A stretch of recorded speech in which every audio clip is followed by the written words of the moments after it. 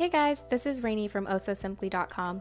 Today is part one of a two-part series that will cover essential nanny skills.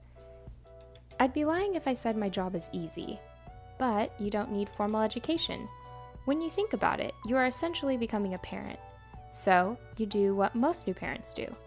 Read loads of books, watch hours of YouTube, and skim a bunch of blogs. And when in doubt, Google it or call someone more experienced for help.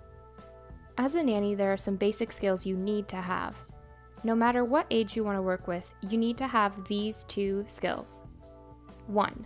CPR and first aid. It's my opinion that everyone in the world should be first aid and CPR certified.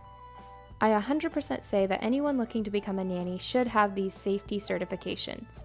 You can get both of them oh so simply. Red Cross is my favorite CPR and first aid class to take. I like them because they are well known and trusted. They also have classes at regular intervals, so you never have to wait a long time to get into one. The classes are only one day, usually 9 to 3:30. They charge about $115, which you can count as a business expense when filing your taxes, to be certified for adults and infants. Trust me, it's worth it. There aren't many families out there willing to hire a nanny without these credentials. The idea of watching a child in your care choking or without any air supply to their brain without a way to help them would be awful. There are other programs that I'm sure are cheaper. My only worry about them would be to make sure it's not online only. Hands-on will better prepare you for a real-life situation.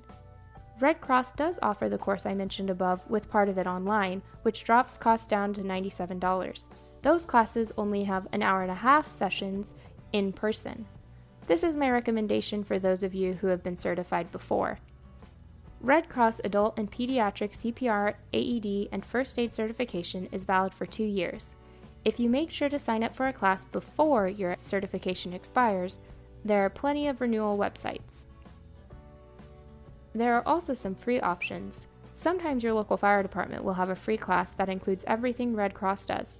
You may also be able to find a free CPR and First Aid course given in the community for babysitters in the summer. Those may be led by Red Cross and are usually held in a school gym. Just Google it.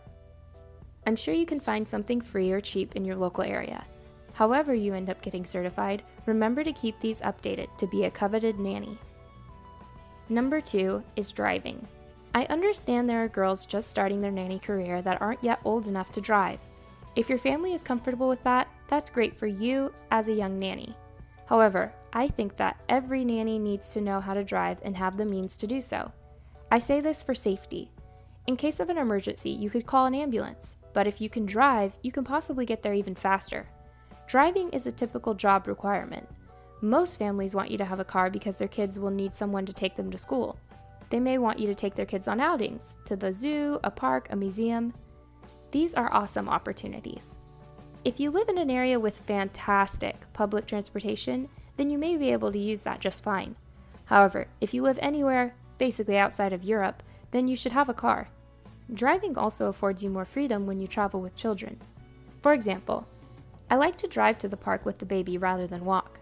There isn't anything wrong with walking, and sometimes it seems like a good idea. Then I think about the tantrum he starts to have when he gets sleepy. I also consider the fact that I don't want to carry a hiking pack-sized bag to go on an outing. After contemplating the what-ifs, I like to throw everything in the backseat of my car and go. I also love how easy it is to open my hatch and change his diaper in the spaciousness of my trunk. That way I don't have to rely on whatever gross bathroom is near the park. Now, in addition to these two skills that you need to know, there are also necessary skills which are dependent on the age of the kid. My age groupings may seem a bit backwards, and that's because they are. These are the age groups that nannies should start with from the easiest to the hardest. Most people that contact me looking to become a nanny think of starting with babies because they think they're easiest. However, babies often follow a highly rigid schedule and are far more vulnerable to hazards and illnesses, and have no way of communication other than crying. To care for a baby, you have to be intuitive. You also have to be pretty confident in yourself because you won't be able to ask them what they think of something that you're doing. I think it's easier to start with an age of kids that already have a voice. Kids 4 to 13 years old already have an idea of what they need and like, don't like, and have the ability to communicate those clearly, so start there. So far, we've covered the necessity of getting CPR and first aid training and certification, where we can get a qualified CPR and first aid education, and how much they cost. The importance of having the ability and means to drive as a nanny, including many situations in which driving would be necessary, such as fun outings, emergency situations, and general convenience. And why caring for children of different ages require completely different sets of skills. We're not going to dive into these differences today. Next Friday's article will give you the top skill for each age. I look forward to you joining me then. In the meantime, for more nanny tips and advice, subscribe to my website at ohsosimply.com and my Pinterest account at OSSimply.